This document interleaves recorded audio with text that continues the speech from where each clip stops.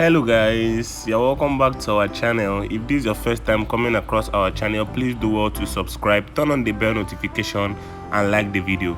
So in this video I want to be telling you guys 5 mistakes rabbit farmers do make. So without wasting much time, let's start the talk. So the first thing I want to be talking about is getting the right breed of rabbits. So a lot of rabbit farmers do try to get cheap rabbits and end up getting rabbits that are not really good breeds. One thing I want to tell you is that if you are starting a rabbit farm, if you are a beginner rabbit farmer, try as much as possible to get rabbits that are good breeds.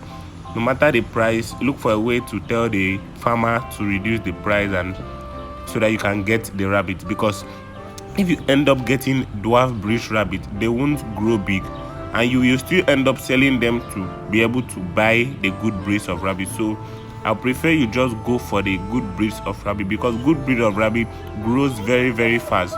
Within 4 months you should get a minimum of 2 kg from a good hybrid rabbit.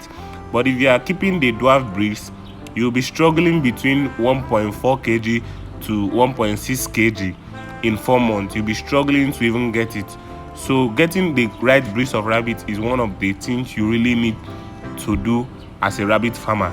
Another thing also I'll be wanting us to talk about is the caging system. The cage you are seeing on the screen is a standard 4-room rabbit cage for beginners, or also advanced rabbit farmers can also use it too. This rabbit cage here is typically what you are supposed to do as a rabbit farmer. If you want to make cage for your rabbit, this is exactly what you are supposed to do. Maybe if you are starting, or if you have expanded, or you can make a bigger one of this kind, but this is like to give you a clue on what you are supposed to do. First of all, your cage should be well ventilated. The back should be covered with plank, just the back, in case you want to wedge it to a wall so things can come from the back. Then the side should be net, well ventilated, because of heat stroke. If your cage is not well ventilated, if your cage is too stuffy, your rabbit might get heat stroke. Yes. Then another thing also very important, the floor of your rabbit cage should not be plank. I see a lot of people using plank and hoods or bamboo for the floor of their rabbit cage. Please don't use any of this for the floor of your rabbit cage. Use wire mesh. Wire mesh is the best for the floor of your rabbit cage, so that their droppings, their poo can go through. Because if their poo does not stay with them, you will notice they will be very neat and they won't get sick very easily, because one of the things that makes them sick is from their droppings and their urine. Another thing I want us to be talking about is feeding.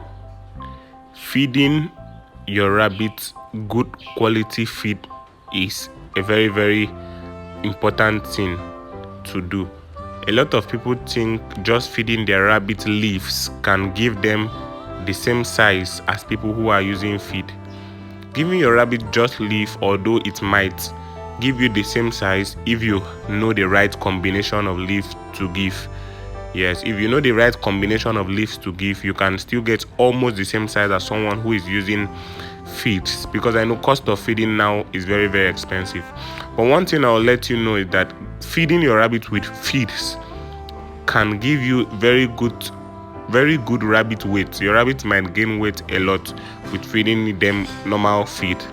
And also another thing you need to do is being consistent. If you are using chicken feed to feed your rabbit, please stick to chicken feed.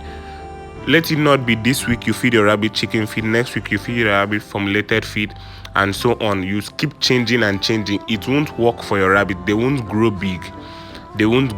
That's one thing you need to do. That's one thing you need to know. Feed your rabbit consistently. Don't always change their feed so that it won't affect them. If you change their feed, your rabbit might end up getting diarrhea and lots others. And also, giving your rabbit leaves can also help to grow big, but not as feed. That's one thing you need to do. So you need to look for a good feed that suits you very well, a feed that you know that this one works for me. Stick to it and don't be changing it always, and it will work for you very good. You will see the good results it will be giving you in your farm. Another thing I want to be talking about is the medication. A lot of rabbit farmers do go into rabbit farming without being prepared for medicating their rabbits. Rabbits are animals, as in human beings, they do get sick once in a while. So you need medication readily available in your farm so that in case anything happens, you take quick action.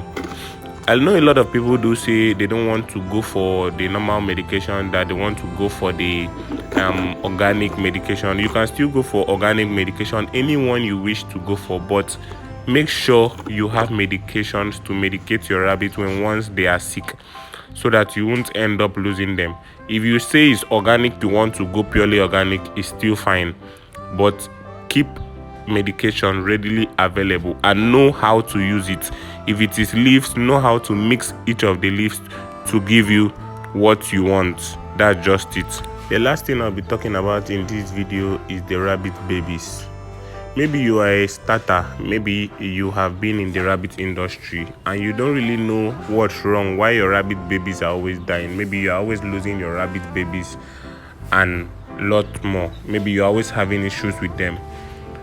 I'm going to be giving you one tip right now when it comes to rabbit farming with these little babies. When your rabbits give birth and you put in the nesting box and your rabbit give birth inside the nesting box, please don't try to do any other extra thing. Just increase the feeding for that particular rabbit. Don't try to do any other extra thing, because any other extra thing you do, you might end up to lose the bunnies. These bunnies are very, very delicate. I do touch my own, even if they give birth just today, I touch them and they don't have issues. But a lot of people say you don't touch them. Do what works for you, but I will always be telling you what works for me in case you want to also be using what works for me in your farm. I touch my rabbit bunnies and nothing happened to them, so you can touch yours to count how many she gave birth to. Make sure they are always together, and always make sure cold is not in their cage, because one of the major things that kills the little bunnies is cold. And once you are able to manage the cold, you will be able to reduce your mortality rate by 50%. Yes, you'll be able to reduce your mortality rate by 50%, and also make sure their mother is breastfeeding them. That's another thing you really need to do. Make sure their mother is breastfeeding them, because they need to live on the breast milk. As you know, they have not started eating at this time, so don't try to do any other extra thing. Just allow the mother to do her thing, feed her bunnies. Just make sure she's feeding her bunnies. What you just need to do is make sure cold is not entering the cage, and that's all. Just increase the food for the mother rabbit that just gave birth. Just increase her feeding. That's just what you need to do, and you'll see she'll be doing a great job. Subscribe, like, turn on the notification bell, and share this video for your friends so that when we post a new video, you'll get notified. Thank you, and do have a nice day, and until next time, peace out.